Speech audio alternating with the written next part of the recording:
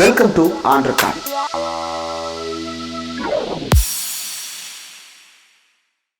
Welcome to ஆண்டர்காட். இன்றைக்கு நம்மோடு நேர்காணலுக்காக சிறப்பு விருந்தினராக திரு தினகரன் ஞானகுருசாமி அவர்கள் இணைந்திருக்கிறார். அவரோடு பேசலாம். ஐயா வணக்கம். வணக்கம் ஐயா. சமீபத்துல இந்த நாடாளுமன்ற தேர்தல் முடிந்த போது கூட திமுக அல்லது இந்தியா கூட்டணிக்கு எதிராக பேசப்பட்டது என்ன அப்படின்னா, தேசிய அளவுல சனாதனம் பற்றி பேசியதுதான் இந்தியா கூட்டணியின் தோல்விக்கு காரணம். திமுக தான் இந்தியா கூட்டணியின் தோல்விக்கு வழிவகுத்து விட்டது. சனாதனம் பத்தி அதிகம் பேசக்கூடாது. ஏனென்றால் சனாதனம் இந்தியாவினுடைய ஒரு தாய் மதம் போல, சனாதனம் இந்தியாவினுடைய ஒரு ஒரு சாரம்சம் போல அப்படின்றதுதான் பேசப்படுது. ஆளுநர் அவர்கள் தொடர்ந்து சனாதனம் பற்றி தான் பேசிட்டு இருக்கிறாரு. நீங்க நிறைய நூல்கள் படித்து இந்து மத ஆய்வுல ஈடுபட்டு இருக்கீங்க. இந்த சனாதனம் குறித்து முகநூல்லையும் கூட தொடர்ந்து நீங்க எழுதிட்டு இருக்கிறீங்க. இந்த இது இந்து மதம், சனாதனம் இது ரெண்டும் ஒண்ணுதானா, இல்லது வேற வேறையா, இல்ல இது ஏன் மக்கள் மத்தியில இன்னும் அவ்வளவு செல்வாக்கு செலுத்துவதா இருக்கு? இதை எப்படி பாக்குறீங்க? பேர் காரணம் அப்படின்னு பார்த்தோம் அப்படின்னா ரெண்டும் நிறைய வித்தியாசங்கள் இருக்கு. இந்து மதத்துக்கும் சனாதன தர்மம் அப்படிங்கிற பேருக்கும். இது எப்படி புரிஞ்சுக்கணும் அப்படின்னா, 1800களில் கடைசி இறுதி பகுதியில் இந்த சனாதனம் அப்படிங்கிற சொல்ல ரொம்ப பிரபலப்படுத்தியவர்கள் ஆரிய சமாஜிகள். ஆரிய சமாஜம் அப்படின்னு பார்த்தோம்னா, அதை தொடங்கினவர் இப்போ தயானந்த சரஸ்வதி அப்படின்னு சொல்லி பேர் நம்மளுக்கு தெரியும். 1875 பிரம்ம சமாஜம் அப்படிங்கிற ஒரு அமைப்பை அவர் தொடங்குறார். அதாவது ஆசிரமமே இல்லாத ஒரு சன்னியாசி அப்படின்னு பார்த்தோம்னா அவர் தான். அந்த காலத்துல தனியா இந்தியா முழுக்கவே பிரயாணம் பண்ணியிருக்காரு. நிறைய இடங்களுக்கு போயிருக்காரு. நிறைய பேர்கிட்ட விவாதம் பண்ணியிருக்காரு. நிறைய பேர்கிட்ட சேலஞ்ச் பண்ணியிருக்காரு. அவருக்கு என்னன்னா, வேதத்தின் மேல ஒரு அதீத பட்டுதல் இருந்தது. இந்த 4 வேதங்கள் இருக்கு இல்லையா, இந்த 4 வேதங்கள் தான் நம்மளுக்கு பிரமாண நூல். 4 வேதங்களை தவிர மற்ற எதுவுமே நம்ம பிரமாண நூலா எடுத்து தேவையில்லை அப்படிங்கிற ஒரு முடிவுக்கு வந்தார். அதனாலதான் வேத மதத்துக்கு திரும்புங்கள் அப்படிங்கிற ஒரு சத்தத்தோட அவருடைய அதாவது பிரச்சாரம் தொடங்கினார். எல்லாரையும் வேத காலத்துக்கு நம்ம போகணும், வேதத்துல என்ன சொல்லியிருக்கிறோம் அதை பின்பற்றினா போதும், வேதத்துல சொல்லாத விஷயங்களை இந்த காலத்துல எல்லாருமே பின்பற்றுறாங்க. இவரோட பின்னணி பார்த்தோம்னா ஒரு பிராமண குடும்பத்திலிருந்து பிறந்தவர். ஆனா இந்த சடங்கு சம்பிரதாயங்களை கடுமையா எதிர்த்தவரா இருந்திருக்காரு. முக்கியமா சிலை வழிபாடை எதிர்த்திருக்காரு. திருமூர்த்தி வழிபாடுன்னு நம்ம சொல்றோம். திருமூர்த்தி வழிபாடை பத்தி நிறைய கட்டுரைகள் எழுதியிருக்காரு. அதுலோட ஒரு தொகுப்பு தான் சத்தியப்பிரகாசம் அப்படின்னு சொல்லி ஒரு நூலா வெளிவந்தது. இது 1800 கடைசி பகுதியில இந்த நூல்கள் வெளியிடப்பட்டது. 880ன்னு நினைக்கிறேன், என்னோட ஞாபகம் சரியா இருந்ததுன்னா. அந்த காலத்துல இருந்து பார்க்கும்போது அவரோட நூல்ல சனாதன தர்மம் அப்படிங்கிற ஒரு சொற்றொடரை அவர் பாவிக்கிறார். அதோட காரியம், அதாவது அதுக்கோட காரணம் அப்படின்னு பார்க்கும்போது, அதுக்கு முன்னாடியே பிரிட்டிஷ் பீரியட்ல இருந்து வழக்கமா நம்மளுக்கு ஹிந்து மதம் அப்படிங்கிற ஒரு சொல் பிரயோகத்துக்கு வந்துடுச்சு. எல்லாருமே பரவலா பாவிக்கக்கூடிய ஒரு சொல்லா ஹிந்து மதம் அப்படிங்கிற பேர் வந்தது. ஆனா ஹிந்து மதம் பிரிட்டிஷ் பீரியட்ல அல்லது ஆங்கிலேயர்கள் கொடுத்த ஒரு சொல் அப்படிங்கிற ஒரு காரணம் ஒண்ணு. ரெண்டாவது வடமொழியிலேயே அந்த பெயர் சொல் இல்லை. அதாவது ஹிந்து மதம்ங்கிற பேர் வடமொழியில இல்லை.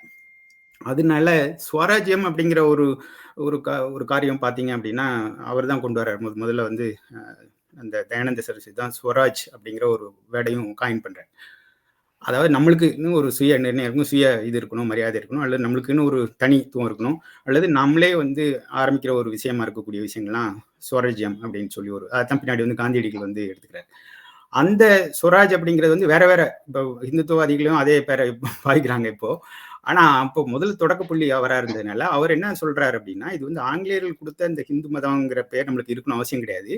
நம்மளுக்கு இந்த பேர் சனாதனம் அப்படிங்கிறது புராணங்கள்லையும் இதிகாசங்கள்லையும் இந்த பேர் வழங்கப்பட்டு வந்திருக்கு ஒரு காலத்துல.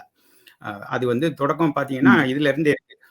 ராமாயணம், வால்மீகி ராமாயணத்துல இருந்து மகாபாரதத்துல எல்லாம் நிறைய இடங்கள்ல இந்த பெயர் சொல் பயன்படுத்தப்படுது. சனாதனங்கிற அந்த பெயருக்கான காரணம் நிறைய ஸ்லோகங்கள்ல நிறைய விதங்கள்ல பயன்படுத்தப்பட்டிருக்கா. அதாவது ராமாயணத்துல இருந்து மகாபாரதத்துல அதோட 18 புராணங்கள்லையும் இந்த பெயர்கள் வருது. அதனால இந்த பெயர் நம்மளுக்கு ரொம்ப சரியா இருக்கும் அப்படிங்கிற ஒரு முடிவுக்கு வந்தார். யாரு? நம்ம தயானந்த சரஸ்வதி. அதுக்கு பின்னாடி வந்த ஸ்ரத்தானந்தான்னு சொல்லி அவரோட ஒரு சீடர், அவரும் இதை பின்பற்ற ஆரம்பிச்சார். இந்த தொடக்க காலம், அதாவது 1900 தொடக்க காலத்துல தமிழ்ல வந்த இதழ்கள் இருக்குல்ல, பத்திரிகைகள் இருக்குல்ல. அப்போ அப்போ இருந்துட்ட பத்திரிகையில வந்து சில பத்திரிகைகள் நம்மளுக்கு ஆன்லைன்ல இப்ப கிடைக்குது. அந்த மாரி பார்க்கும்போது வந்து பரவலா கிடைக்கிறது வந்து ஆரிய தர்மம் அப்படிங்கிற ஒரு பத்திரிகை இருக்கு. அப்புறம் வந்து விவேக போதினி அப்படிங்கிற ஒரு பத்திரிகை இருக்கு. அந்த பீரியட்ல இருந்து இப்போ வரைக்குமே வந்து அச்சு ஊடகம் வந்து யார் கையில ம். இன்னைக்கும் இருக்கு அப்படின்னு பார்த்தீங்கன்னா, ஸ்மார்த்த பார்ப்பனர்கள் அல்லது ஸ்மார்த்த பிராமணர்கள்னு சொல்லக்கூடிய ஆதிசங்கரர வந்து முழுமுதற் கடவுளா பின்பற்றக்கூடியவர்கள் இருக்காங்க இல்லையா? அவங்களோட ஒரு ஆதிக்கம் இருக்கக்கூடிய ஒரு தொழில் தான் இந்த அச்சு ஊடகம் இன்னைக்கு வரைக்கும் இருக்கு தமிழ்ல. மத்த இடங்கள்ல கூட வித்தியாசம் இருக்கலாம். மத்த மொழிகள்ல. ஆனா தமிழ்ல வந்து இன்னைக்கும் அப்ப ஆரம்ப காலத்துல வந்து அச்சு ஊடகங்கள் அவங்க கையில இருந்தது. அப்ப அந்த மாரி வந்த பத்திரிகைகளோட ஆன்லைன்ல கிடைக்கிற காப்பி இருக்கு இல்லையா? அது இன்னைக்கும் நம்மளுக்கு இணையத்துல கிடைக்குது. அப்படி வந்த ஒரு பத்திரிகை தான் விவேக போதினின்னு சொல்றேன். இந்த பத்திரிகை வந்து 1908ல இருந்து தொடங்கி 1934 வரைக்கும் 27 வருடங்களுக்கு மேல இது வந்து தொடர்ந்து வெளிவந்துட்டு இருந்தது. அந்த பத்திரிகையில வந்த சில குறிப்புகள் வந்து ரொம்ப ஆச்சரியமான விஷயங்களா இருக்கு. குறிப்பா வந்து 1908ல ஒரு கட்டுரை எழுதியிருக்கிறாங்க. யாருன்னா கஸ்தூரி ரங்கன் ஒரு ஐயா ம். வந்து எழுதியிருக்காரு. அவரோட அந்த கட்டுரையோட தொடர்ச்சி அதாவது மத ஆராய்ச்சிங்கிற ஒரு இத தொடங்கி சனாதனத்த பத்தி பேசுறாரு. கிட்டத்தட்ட ஒரு 5, 6 மாத காலம் வந்து வந்த இதழ்கள்ல வந்து இவரோட கட்டுரை வந்து வெளிவந்திருக்கு. அதுல வந்து ஒரு கட்டுரை வந்து சனாதன தர்மத்த பற்றி முழுமையாவே பேசுது. சனாதன தர்மம் சனாதன தர்மம்ங்கிற பேர் எப்படி வந்தது? அதுக்கு அடுத்த கட்டம் வந்து அதோட சனாதன தர்மம்னா அதோட கொள்கைகள் என்ன? அப்படிங்கிற விஷயங்கள் எல்லாம் ஒரு கட்டுரை மூலமா வெளிப்படுத்தியிருக்காரு. அதத்தான் என்னோட முகநூல் பக்கத்துல போட்டிருந்தேன். அதுல குறிப்பா சொல்லணும்னா, அவர் என்ன காரணம் சொல்றாருன்னா, இந்து மதம் அப்படிங்கிற பேர் வந்து நம்மளுக்கு வந்து ஏன் பொருத்தம் இல்லங்கிறதுக்கு ஒரு 3 காரணம் விளக்குறார். அதுல முக்கியமான காரணம் என்னன்னா, 1 இது வந்து வடமொழி சொல் இல்ல. நம்மளுக்கு இது அந்நியமான ஒரு சொல். ஏன்னா இந்த பதமே வந்து ஹிந்துங்கிற பேர் வந்து சான்ஸ்கிரிட்ல இல்ல. 2வது காரணம் என்ன சொல்றாருன்னா, இந்த அவங்க சொன்ன அந்த காலத்துல வந்து சிந்து நதிய தாண்டி இங்க இருந்த ஒரு மக்கள் இருந்தாங்க இல்லையா? ஒரு சமூகம் இருந்தது. அந்த சமூகத்த குறிக்கக்கூடிய ஒரு சொல்லா தான் ம். பாரசீகர்கள் பயன்படுத்துனாங்க அப்படிங்கிறது எல்லாருக்குமே தெரியும். அப்போ அவங்க சொல்லும்போது, இங்க இருந்தவங்க வந்து எல்லாருமே பின்பற்றக்கூடியது வந்து ஒரு தர்மமா தான் இருந்தது. மதம்ங்கிற பேர்ல இல்லையே தவிர, அவங்க எல்லாருமே பின்பற்றக்கூடிய ஒரு விஷயமா இருக்கிறது வந்து ஒண்ணா தான் இருந்தது. அப்போ அவங்கள அடையாளப்படுத்துறதுக்காக இந்த சொல் பயன்படுத்தப்பட்டதுன்னு சொல்லப்படுது. அவர் சொல்றாரு. அதே மாதிரி இந்த சிந்து, ஹிந்து அப்படிங்கிற பேர் வந்து இந்த இந்திய நிலப்பரப்புல இருக்கக்கூடிய சிந்துங்கிற அந்த ஒரு நதியை மட்டும் குறிக்கிறது இல்ல. நதி எல்லாத்தையுமே குறிக்கக்கூடிய ஒரு சொல்லாடலா பயன்படுத்தப்பட்டிருக்கு. ம். இவர் என்ன சொல்றாருன்னா, இப்போ இந்த ஹிந்துங்கிறத நம்ம பயன்படுத்தணும்னா, ஒரு காலத்துல இது யாருக்கு பயன்படுத்தப்பட்டது? நம்முடைய முன்னோர்களுக்கு இந்த ம். பெயர் வந்து பயன்படுத்தப்பட்டிருக்கு. அவங்க எல்லாருமே ஒரே ஒரு ஒரு செக்ட்டா இருந்திருக்காங்க. அப்ப இப்போ வந்து அப்படி நம்ம சொல்ல முடியாது. ம். சிந்து நதி கரையில இருக்கிறவங்க வந்து இஸ்லாமியர்கள் இருக்காங்க, கிறிஸ்தவர்கள் இருக்காங்க. நம்ம சொல்லக்கூடிய மற்ற பாரம்பரியமா பயன்படுத்தக்கூடிய அந்த பாரம்பரியத்துல இருக்கிறவங்களும் அந்த மதத்தவர்களும் இருக்காங்க. ஆனா அதனால என்ன ஆகுது அப்படின்னா, நீங்க வந்து இப்ப நீங்க வந்து சிந்துன்னு சொன்னீங்க அல்லது ஹிந்துன்னு சொன்னீங்கன்னா, எல்லாருமே சேர்த்து குறிக்கிற மாரி இருக்கு. அதனால வந்து நம்மளுக்கு ஒரு அல்டர்னேட்டிவ் ஒரு பேர் வந்து தேவை இருக்குங்கிறத அவர் சொல்றாரு. 3வது காரணம் என்ன சொல்றாருன்னா, இந்த பெயருக்கு வந்து ஒரு இலக்கண பிழை இருக்கு. அதான் ஒரு தோஷம்னு எழுதுறாரு. அது வந்து அதுக்கு 2 பெயர் சொல்றாரு. என்ன சொல்றாரு அப்படின்னா, ஒண்ணு வந்து அதிவியாப்தி, இன்னொன்னு வந்து அவ்வியாப்தி அப்படிங்கிற ஒரு தோஷம். இது வந்து அவங்களோட வடமொழியில வந்து இலக்கண ம். பிழைக்கு பயன்படுத்தக்கூடிய ஒரு சொல்லாடலா பார்க்க முடியுது. அந்த தோஷம் இருக்கிறதுனால இந்த சொல்ல நம்ம வந்து பிரயோகப்படுத்துறது வந்து தவறுன்னு அந்த கட்டுரையில எழுதுறாரு. அப்ப அதுக்கு ஆல்டர்னேட்டிவா ஒரு சரியான ஒரு மாற்று பெயர பயன்படுத்தணும் அல்லது உருவாக்கணும் அல்லது எத தேடணும் அப்படிங்கிறத பார்க்கும்போது தான் இவங்களுக்கு வந்து சரியான ஆப்ஷன் எது கிடைக்குது அப்படின்னா, சனாதன தர்மம் அப்படிங்கிற பேர் கிடைக்குது. இந்த சனாதனம் அப்படிங்கிறதும் வந்து வடமொழி சொல்லா இருக்கு. இந்த தர்மங்கிற பேரு வந்து வடமொழி சொல்லா இருக்கு.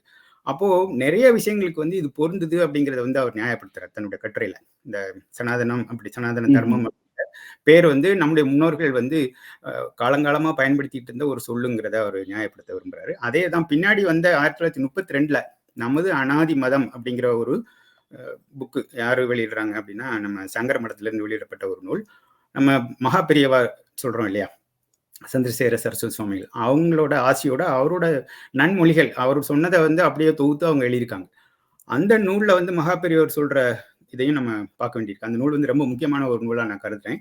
அதுலயும் வந்து இந்த சனாதனம்ங்கிறது வந்து ஒரு புதுசா ஒரு சொற்றொடர வந்து பயன்படுத்துறாங்க. ஆனா அது வந்து ஆதியில நம்மளுக்கு அதுக்கு பெயர் கிடையாது. அவர் எப்படி தன்னுடைய அந்த நூல்ல வந்து விளக்க விரும்புறாருன்னா, இந்த மதத்துக்கு எதுவும் பெயரே கிடையாது. பேர் அவசியம் கிடையாது. அது இருந்ததும் இல்ல. இனியும் தேவையில்ல அப்படிங்கிறார். இந்து மதம்ங்கிற பேர் ம். வந்து ஆங்கிலேயர்கள் கொடுத்ததுனால அது ஒரு பக்கம் இருந்தாலும் நம்மளுக்கு வந்து சனாதன மதமும் வேண்டாம், ஹிந்து மதம் வேணாங்கிற மாதிரி தான் அவரோட கட்டுரை இருக்கு. இது வந்து பேரில்லாத ஒரு மதம். அப்ப இந்த மதத்தை என்னவா அப்ப இந்த மதத்தை எப்படி அடையாளப்படுத்துறது, எப்படி ஃபாலோ பண்றது, இது எப்படி ரிஃபார்ம் பண்றது? அந்த மாதிரி ஒரு கட்டாயம் வரும்போது தான் வந்து இந்த இதை வந்து ஹிந்து மதங்கிற பின்னணியில இருந்தவங்க வந்து வேத மதம் அப்படிங்கிற ஒரு சொற்றோட அவங்க பாவிக்கிறாங்க. அதாவது வேதத்தை பின்பற்றி வந்தவங்க, வேதத்தை வந்து ஒரு பிரமாண நூலா கருதி வந்தவங்க. அவங்க யாருன்னு பார்த்தீங்கன்னா ஆஸ்திகர்கள் அப்படிங்கிற பேரு நம்ம சொற்றொடர் பார்க்க முடியும். நாஸ்திகர்கள் ஆஸ்திகர்கள்ங்கிறது வந்து இருந்திருக்கு. அந்த ஆஸ்திகர்களா இருந்தவங்க வந்து வேதம் என்ன சொல்லியிருக்குதோ அதை ஃபாலோ பண்றவங்க. அவங்களுக்கு வந்து இறை மறுப்பும் இருக்கு, இறை தத்துவத்தை ஒத்துக்கிறவங்களும் இருக்காங்க. ரொம்ப பிரச்சனையான ஒரு விஷயம் என்னன்னா, இன்னைக்கு வந்து இந்த நாஸ்திகர்கள் அப்படிங்கிற ஒரு பேர் வந்து இறை மறுப்பாளர்களுக்கு நம்ம பயன்படுத்துறோம், வேதத்தை மறுக்கிறவங்களுக்கும் பயன்படுத்துறோம். ஆனா ஒரு காலத்துல வந்து இந்த இறை மறுப்பாளர்களை விட்டுருங்க, இறையை வந்து நம்புறவங்க அல்லது தத்துவம், அதாவது படைப்புங்கிற ஒரு இதை வந்து நம்புறவங்க இருப்பாங்க இல்லையா, அவங்களே வந்து 2 பிரிவுகள் இருக்கு. அதுதான் வந்து இறை தத்துவத்தை நம்பினாலும் வேதத்தை நம்பாதவங்க, அப்புறம் வேதத்தை நம்பினாலும் இறை தத்துவத்தை நம்பாதவங்க, அப்படி இருந்திருக்காங்க. அதனால வந்து காலப்போக்கில் என்ன ஆச்சு அப்படின்னா, அவங்க வந்து எல்லாருமே வந்து ஆஸ்திகர்கள் அப்படிங்கிற ஒரு கேட்டகரிக்கு வந்துட்டாங்க. ஆனா அதுதான் நம்ம கவனிக்க வேண்டியது. அதோட தொடக்கம் எப்படி இருக்குன்னா, இப்ப மீமாம்சை இருக்குன்னா மீமாம்சையில சில பிரிவுகள் இருக்கு, நியாயம் அப்படின்னா நியாயத்துல சில பிரிவுகள் இருக்கு. அந்த நியாயத்துல இருக்கிறவங்களே வந்து வேதத்தையும் அவங்க ஒத்துக்கிறாங்க, இத கடவுளின் இருப்பையும் ஒத்துக்கிறாங்க. ஆனா அதுலயே வந்து வேதத்தை ஒத்துக்கிறவங்க வந்து கடவுள் இருப்பை ஒத்துக்காதவங்களும் இருக்காங்க. அதனால 2 பிரிவா வந்து அவங்க பிரிக்கிறது வந்து அவங்க வந்து அவங்களோட நூல்களை பார்க்க முடியாது. சேஸ்ர மீமாம்சை, நிதிசார மீமாம்சை அப்படிங்கிற பேர்கள்லாம் வழங்கப்படுது. அதே மாதிரிதான் சாங்கியத்துல எப்படின்னா சேஸ்ர சாங்கியம், நிதிசார சாங்கியம் அல்ல நிசார சாங்கியம் அப்படிங்கிற பேரெல்லாம் பார்க்க முடியுது. அப்ப அந்த 2 குரூப்புமே வந்து இருப்பை வந்து கடவுளின் இருப்பை வந்து ஒத்துக்கிறவங்க இல்லை, வேதத்தை மட்டும் ஒத்துக்கிறவங்க இருக்காங்க. காலப்போக்கில் இது மறைஞ்சதுனால என்னாச்சுன்னா, வேதத்தை மறுக்கிறவங்க வந்து நாஸ்திகர்கள் அப்படிங்கிற பேர் வந்து நிலைச்சு போச்சு. அதுலதான் அவங்க சார்வாகர்கள் வராங்க, ஈவன் சமணமும் பௌத்தமும் வருது. இந்த சமணம், பௌத்தம், சார்வாகர் இவங்க எல்லாருமே வந்து நம்ம தரிசனங்கள்ங்கிற பேர்ல வந்து தத்துவ பள்ளிக்கூடங்கள்ல நமக்கு சொல்லிக் கொடுக்குறாங்க அல்லது காலேஜில் சொல்லிக் கொடுக்குறாங்க. ஆனா அவங்களுக்கு இருந்த அந்த அண்டர்ஸ்டாண்டிங் வந்து இன்னைக்கு வந்து காமன் மேனுக்கு இல்லாம போச்சு. இப்போ வந்து இது எல்லாமே கடவுள் மறுப்புங்கிற ஒரு இதை வந்து இப்போ நம்ம சுயமரியாதை அந்த இயக்கங்கள் இருக்காங்களா, அவங்கதான் பின்னாடி அதை வந்து பெரும்பளவுல எடுத்துட்டு போறாங்க. ஆனா அதுக்கு முன்னாடியே வந்து இந்த தத்துவத்தை எல்லாம் இதுல சேர்த்துதான் அவங்க பார்த்திருக்காங்க. இதுல இருந்து கடவுள் மறுப்புங்கிறது வந்து ஒரு புதிய விஷயமா அவங்க பார்க்கல. அப்படி வழியில வர்றவர் தான் இந்த தயானந்த சரஸ்வதி வர்றார். தயானந்த சரஸ்வதி வந்து இந்த இறை வழிபாடு, இப்ப இருக்கக்கூடிய சடங்குகள், இது எல்லாத்தையும் எதிர்க்கிறாரே தவிர வேதத்தை அவர் மறுக்கல. வேதம் வந்து நம்மளுக்கு முக்கியமான ஒரு நூல், அதை பின்னாடி நம்ம அதுல இருக்கிறத மட்டும்தான் நம்ம ஃபாலோ பண்ணா போதுங்கிற ஒரு முடிவு வர. அப்படி பார்க்கும்போதுதான் கடைசியில் இந்த சர்ச்சை வரும்போது, இப்ப நாம சொன்ன 1932 வந்து சொன்னோம் இல்லையா, சங்கராச்சாரியார் வர்றாரு, அவருக்கு வந்து இந்த மதத்தோட பேர் வந்து தேவையில்லைங்கிறாரு. இது வந்து அப்படிதான் இருந்திருக்கு, ஏன்னா மதம்ங்கிற ஒரு கோட்பாடுக்குள்ள இது வராதுங்கிறாரு. இங்க இருக்கக்கூடிய ஒரு ஃபாலோ பண்ற அந்த சிஸ்டம் வந்து எப்படி ஒரு தர்மங்கிற பேர்ல இருந்திருக்கே தவிர இதுக்கு வந்து மதம்ங்கிற ஒரு இதை தொடங்கினவங்க யாரும் கிடையாது. ஏன்னா எல்லா மதத்துக்கும் ஒரு தொடக்கம் புள்ளி ஒண்ணு இருக்கு, அது வந்து யாராவது ஒருத்தவங்களோட பேர்ல ஆரம்பிக்கிறாங்க, அவங்களோட பீரியட்ல இருந்து ஆரம்பிக்கிறாங்க, அந்த காலத்துல இருந்து ஆரம்பிக்குது. அதனால இது ரெண்டுமே இதுக்கு பொருந்தாதுங்கிறதுனால நம்ம ஃபாலோ பண்ணிட்டு இருந்தது வந்து இதுக்கு யாருக்குமே தெரியாது. கால வெள்ளோட்டத்துல இது எப்ப ஆரம்பிச்சாங்க, யார் என்ன பண்ணாங்கன்னு தெரியாது. சைவம் இருக்கிறதுவாது ஓரளவுக்கு நம்ம இதை வந்து கணிக்க முடியும், வைணவத்தையும் கணிக்க முடியும். ஆனா அவங்க எல்லாருமே வந்து இந்த ஒரு குடைக்குள்ள கொண்டு வரணும் அப்படிங்கிற ஒரு முயற்சி வந்து, ஒரு மதத்துக்குள்ள கொண்டு வரணுங்கிற முயற்சி வந்து ஒரு பெரிய ஒரு கேலி கூத்தாதான் இன்னைக்கு வரைக்கும் நம்ம பாக்குறோம். அதோட அதாவது இவ்வளவு பிரிவுகள், 100கணக்கான பிரிவுகள் இங்க இருந்திருக்கு, ஒரு கணக்கு வழக்கே இல்லாம இருந்திருக்கு, ஏகப்பட்ட கிளைகள் இருந்திருக்கு. இது எல்லாத்தையும் சேர்த்து ஒரு மதத்துக்குள்ள கொண்டு வந்தது வந்து இந்த யூரோப்பியன்ஸ் அவங்களுக்கு இருந்த ஒரு அண்டர்ஸ்டாண்டிங் இருக்குல்ல, மதம்னா என்னன்னு, அந்த மாதிரி ஒரு அண்டர்ஸ்டாண்டிங் இங்க இந்த நிலப்பரப்புல இல்ல. மதங்கிற ஒரு பேருக்கு அப்படியான ஒரு டெபினிஷன் நம்ம இங்க இருக்கிற இதுக்கு வந்து கொடுக்க முடியுமாங்கிறது வந்து இன்னைக்குமே கேள்விக்குறியா இருக்கு. ஆனா இது எல்லாத்தையும் ஒட்டுமொத்தமா இந்த சர்ச்சரவுல வேண்டான்னு சொல்லிதான் இந்த ஆங்கிலேயர்கள் வந்து இப்படி ஒரு பேரை வந்து பொதுப்படையா கொடுத்துட்டாங்க. இல்ல, இப்ப இதுல வந்து இப்ப கிறிஸ்டியானிட்டின்னு எடுத்துக்கிட்டோம் அப்படின்னா அதுல புரொட்டஸ்டன்ட்ஸ் இருக்காங்க, கேத்தலிக்ஸ் இருக்கிறாங்க, பெந்தகோஸ்தே இருக்கிறாங்க. அதுலயே வெவ்வேறு வகையான வழிபாட்டு முறைகளை பின்பற்றக்கூடியவர்கள், ஏக இறை அப்படின்னு, அதாவது God, son and the holy ghost அப்படின்றத ஏத்துக்கிட்டாலும் கூட அதுலயே வெவ்வேறு வகைகளை பின்பற்றுபவர்கள் இருக்காங்க. எல்லாருமே வந்து கிறிஸ்டியன்ஸ் அப்படின்னு தான் அடையாளப்படுத்தப்படுறாங்க. அதே மாதிரி இப்ப இந்து மதத்துக்கு அப்படின்னு சொல்லிட்டு ஒரு காமன் ஐடென்டிட்டியா இருக்கிறதுல என்ன பிரச்சனை? சங்கராச்சாரியார் வந்து இந்து மதம் அப்படின்ற அந்த சொற்றொடரை இப்ப அனாதி மதம் அப்படின்றதுல அந்த பேர் தேவையில்லைன்னு சொல்றாரு. பட் பிற்காலங்கள் அதை ஏத்துக்கிறாரா? என்ன நிலைப்பாடு எடுக்கிறாங்க இந்து மதத்திற்கு தங்களை அத்தாரிட்டியா கருதி கொள்பவர்கள்? கண்டிப்பா பிற்காலத்துல அவரோட ஸ்டாண்ட் வந்து மாறி இருக்குன்னு தான் இந்த தெய்வத்தின் குரல் நூல்ல இருந்து பார்க்க முடியுது. தெய்வத்தின் குரல்ல வந்து ஆரம்பத்துல அந்த முதல் அத்தியாயத்துல வந்து அவர் எழுதுறாரு, இந்த 1932ல என்ன வார்த்தை பிரயோகங்கள் பாவிக்கப்பட்டது அந்த நூல்ல, அதே மாதிரி அர்த்தத்தை கொடுக்கக்கூடிய தான் அந்த முதல் அத்தியாயத்துல வந்து எழுதுறாரு. ஏன்னா இதுக்கு வந்து மதங்கிற பேரே கிடையாது, நமக்கு வந்து அனாதியா இருந்ததுனால இதுக்கு வந்து ஒரு பேருங்கிறது அவசியம் இல்லை, அது தேவையும் இல்லை அப்படிங்கிற ஒரு கண்ணோட்டத்துல தான் முதல் அத்தியாயத்துல இருக்கு. அதுக்கு அடுத்து வந்து பாத்தீங்கன்னா பின்னாடி வரக்கூடிய அத்தியாயங்களை எல்லாம் வந்து நிறைய இடங்கள்ல சனாதனம் அப்படிங்கிற பேரை அவரும் பாவிக்கிறார். குறிப்பா வந்து 5வது ஏன்னா அவர் வந்து சனாதனம் அப்படின்றத பாதுகாக்க வேண்டிய கடமை நம்மளுக்கு இருக்கிறது அப்படின்றத அவர் ஒத்துக்கிறாருல பிற்காலங்கள்ல.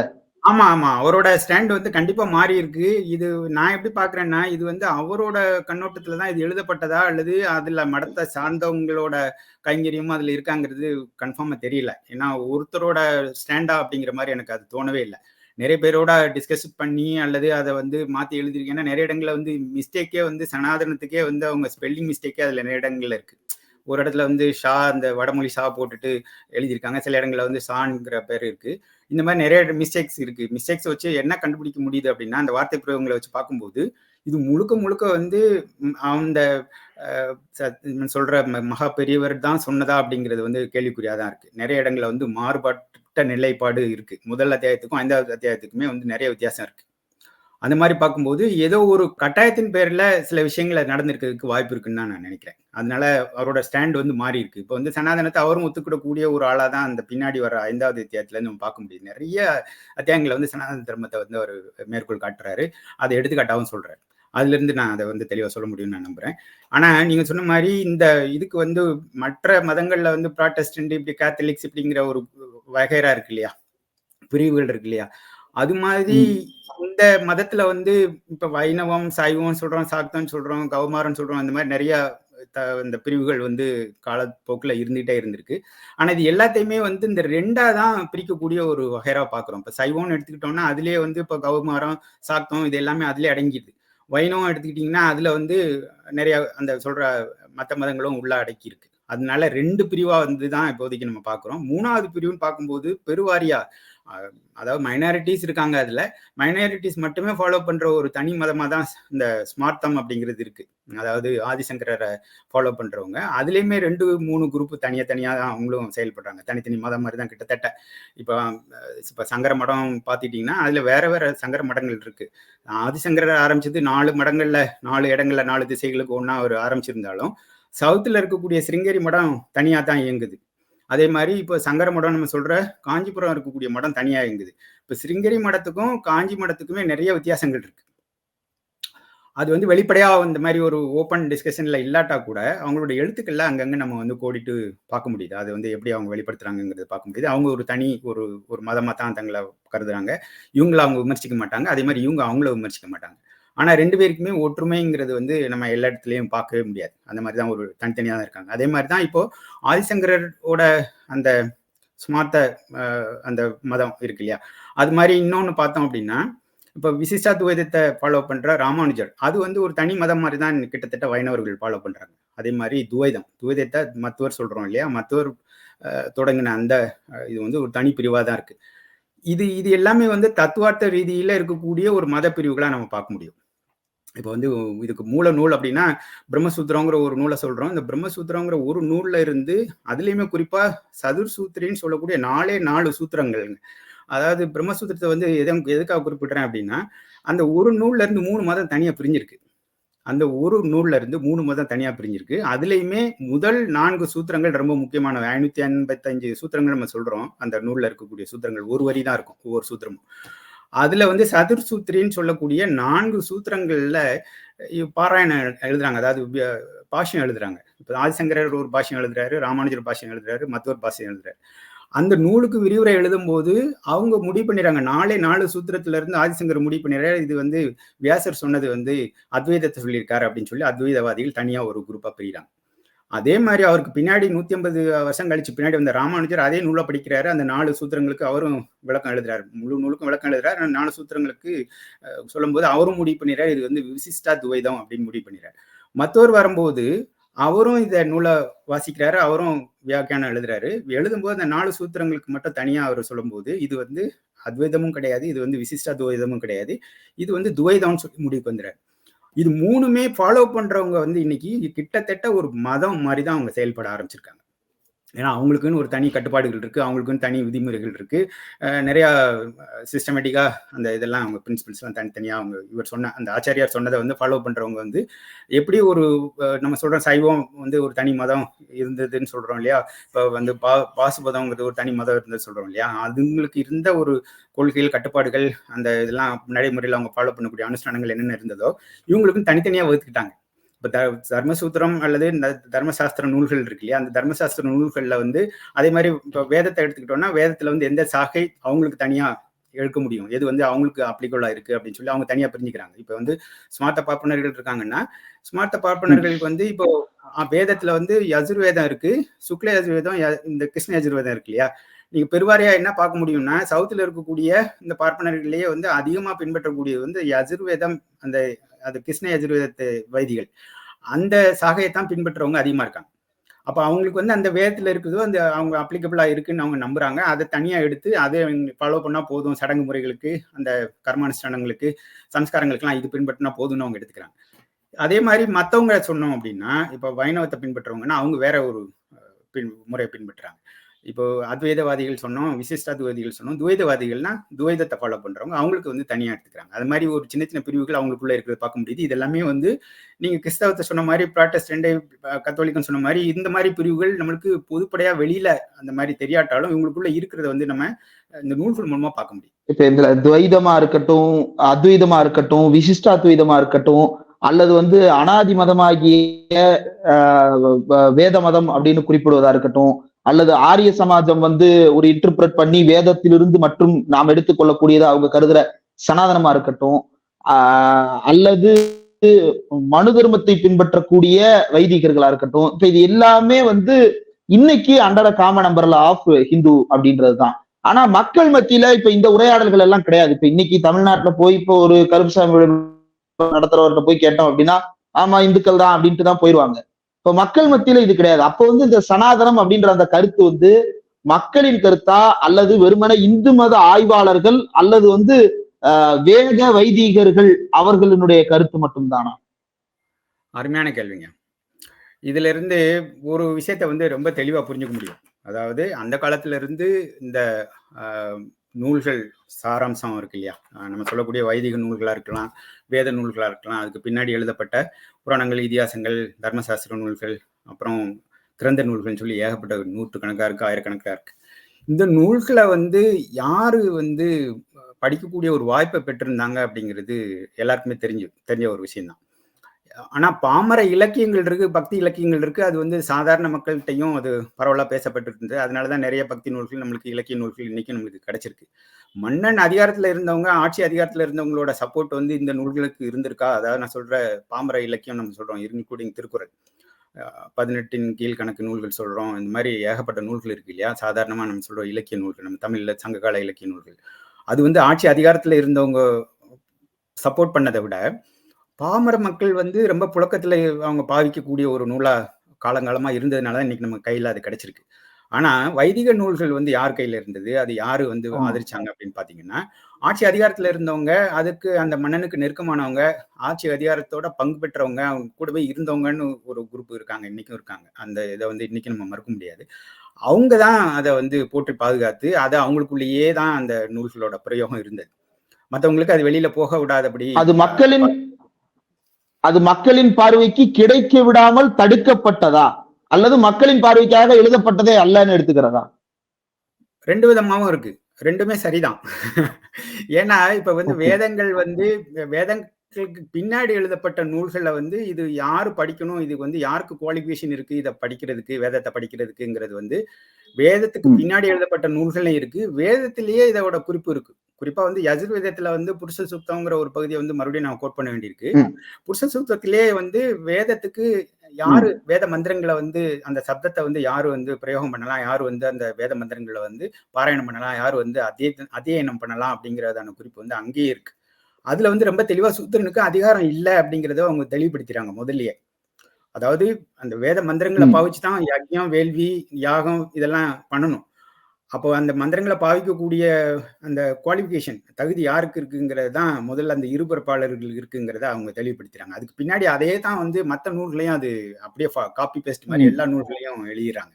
அப்படி வரும்போது சூத்திரனுக்கு இது வந்து முதல்லயே வந்து அஹ், அது வந்து தேவையில்லை அவனுக்கு, அது வந்து பண்ணவே வேண்டாம், அது வந்து அவன் படிக்கக்கூடாது அப்படிங்கிறதுக்காக என்ன பண்ணிட்டாங்க ஒரு பீரியட்ல, அப்படி அவனையும் விட்டுறக்கூடாது அப்படிங்கிறதுக்காக வேதத்துல இருக்கக்கூடிய விஷயங்களை தான் நாங்க வந்து இந்த புராணங்களையும் இதிகாசங்களையும் சொல்லியிருக்கோம்.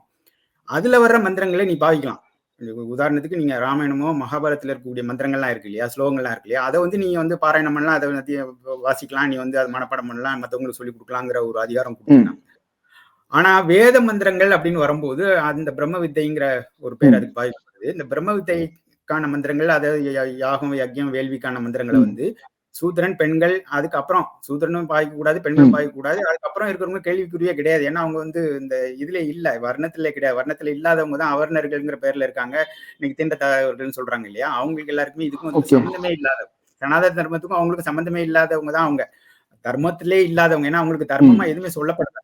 உண்மையை சொல்லணும்னா அவங்களுக்கு வந்து ஒரு சுவதர்மம் அப்படின்னு சொல்லிடுறாங்க. நியாயமா அந்த இதுல எல்லாருக்குமே பாவிக்கக்கூடிய ஒரு தர்மங்கிற பேர்ல அவங்க சொல்லியிருக்காங்க. அதுல கூட இவங்களுக்குன்னு அப்ளிகபிள்ங்கிற மாதிரி எந்த இடத்துலயும் இல்ல.